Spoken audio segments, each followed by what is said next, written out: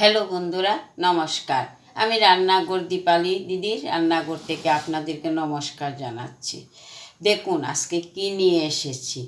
এই যে কচু শাক কেটে ভাপ দিয়ে রেখেছি, সঙ্গে ইলিশ মাছ, তা দিয়ে একটা শাক বানিয়ে আজকে আপনাদেরকে দেখাবো। আপনারা আমার পাশে থাকুন, সাথে থাকুন। দেখুন মাছের মাথাটি দিয়ে আর কচু শাক দিয়ে শাক বানাবো। কড়াই কিন্তু আগের থেকেই বসিয়ে রেখেছি, তেলও অল্প দিয়ে রেখেছিলাম, গরম হয়ে আসছে। এবার এই মাছের মাথার মধ্যে অল্প হলুদের গুঁড়া, নুন দিয়ে দিচ্ছি। মাছটা ভেজে নেব। ইলিশ মাছের মাথা দিয়ে কচু শাক। আমি কিন্তু অল্প তেল দিয়ে দিয়েছিলাম। মাথাটা এতই ভালো মাছটা ছিল, এই যে দেখুন অনেক তেল বেরিয়েছে। মাছের মাথাটা ভাজা হয়ে গেছে, এবার নামিয়ে নিচ্ছি। এই যে পুরনে দুই একটা শুকনা লঙ্কা দিচ্ছি। শাকের মধ্যে একটু শুকনা লঙ্কা দিলে ভালো হয়। ওই শাকে বেশি উপকরণ লাগবে না। মাছের যে মাথাটা, এইটাই হচ্ছে সবচেয়ে ভালো উপকরণ। পুরনে গোটা কয়েকটা মেথি দিচ্ছি।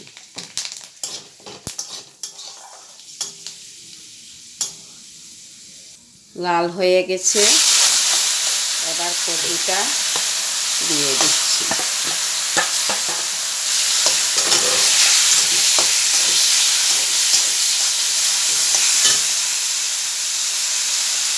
পরিমাণ মতো বা স্বাদ মতো নুন দিচ্ছি। অল্প জিরার গুঁড়া এড করছি।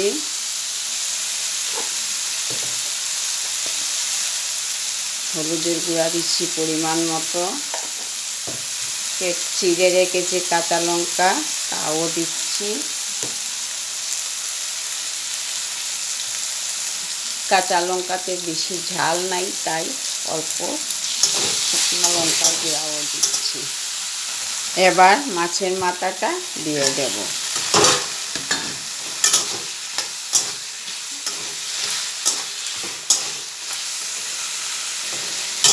আমি যদি কাতলা মাছের মাথা দিয়ে কচু শাকটা রান্না করতাম, তাহলে তার মধ্যে আমি আদা এড করতাম।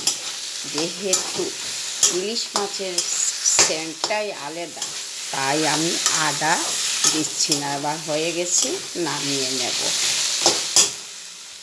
আমি যে কচু শাকটা রান্না করে আপনাদেরকে দেখালাম ইলিশ মাছের মাথা দিয়ে, যদি আপনাদের ভালো লেগে থাকে তাহলে লাইক কমেন্ট করবেন। কমেন্টের মাধ্যমে আমাকে বলবেন কেমন হয়েছে। কার কার ভালো লাগে ইলিশ মাছের মাথা দিয়ে কচু শাক, তাও আমাকে বলবেন। লাইক করবেন, কমেন্ট করতে ভুলবেন না। ভালো থাকুন, সুস্থ থাকুন। আগামী দিন দেখা হবে নতুন আরও একটা রেসিপি নিয়ে। ধন্যবাদ।